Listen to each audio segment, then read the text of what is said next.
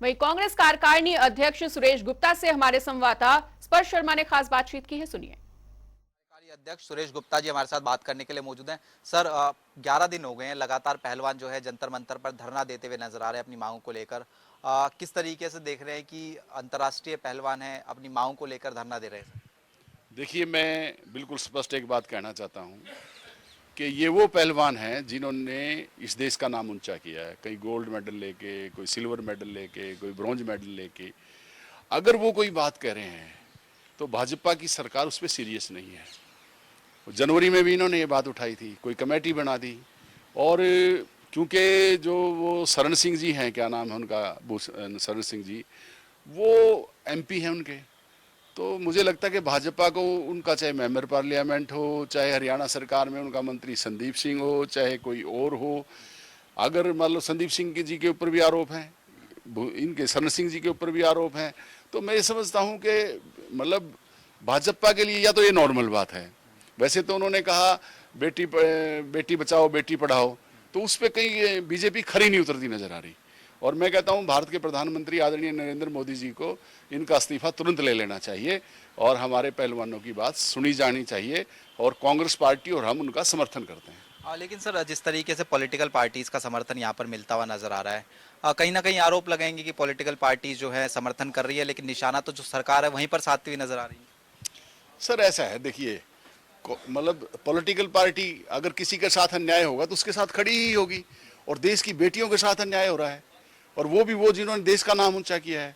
तो ये तो मोदी जी और भाजपा फैसला करे कि वो इन पहलवानों की बात को या ये महिलाओं की बात का सम्मान करते हैं नहीं करते हैं, ये तो उनकी पार्टी उनकी सरकार फैसला करेगी। जो कांग्रेस पे दूसरी पार्टियों पे आरोप लगाते हैं, पहले वो खुद अपनी जांच कर लें। कल कांग्रेस का मैनिफेस्टो जारी होता हुआ नजर आया, बजरंग दल, पीएफआई जैसे जो संगठन है उनको जो है बैन करने की बात कहीं ना कहीं कही गई। इस पर प्रधानमंत्री कांग्रेस पर निशाना साधते हुए नजर आए। पहले श्री राम को कैद करने की बात करते थे, अब बजरंग बली को जो है कैद करने की बात करते हुए नजर आ रहे हैं, क्या कहेंगे?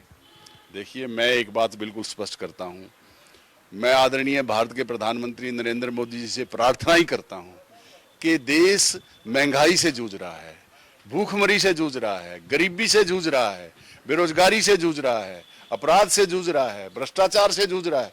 आप उन पे बात करिए। आप वहाँ के कर्नाटक के चुनाव को या पूरे देश में जहाँ भी चुनाव होते हैं, आप उसको इस तरह की बातों में ही घुमा देते हैं। जो देश की असली बात है, जिससे देश का युवा जूझ रहा है, आज 11 करोड़ युवा हिंदुस्तान में बेरोजगार हैं, आप उनकी बात करिए ना, रोजगार देने की बात करिए, भ्रष्टाचार के ऊपर बात करिए। और हमारे पार्टी के अध्यक्ष हैं खड़गे जी, राष्ट्रीय अध्यक्ष हैं, हमारे नेता हैं राहुल गांधी जी, वो बड़ी मेहनत कर रहे हैं और कांग्रेस पार्टी वहाँ चुनाव जीत रही है।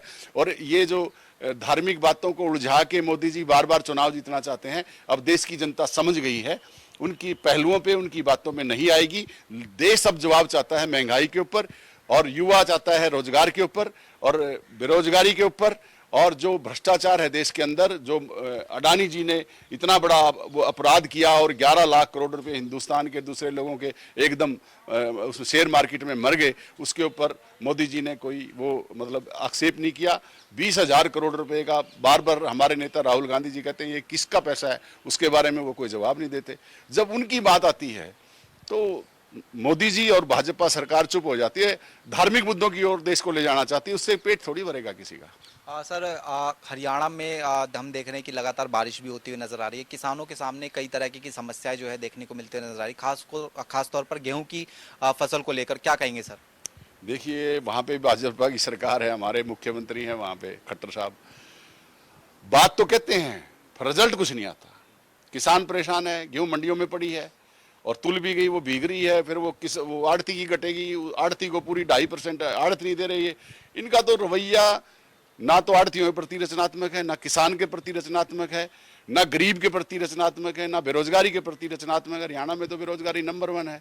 तो मुझे नहीं समझ में आता कि हरियाणा की सरकार किसानों के या व्यापारियों के कोई पक्ष में है, ऐसा लगता नहीं। बहुत बहुत शुक्रिया सर। तो ये हरियाणा कांग्रेस के कार्यकारी अध्यक्ष सुरेश गुप्ता जी थे, जो जनता टीवी से खास बातचीत कर रहे थे। कैमरामैन आकाश के साथ स्पर्श शर्मा, जनता टीवी, दिल्ली।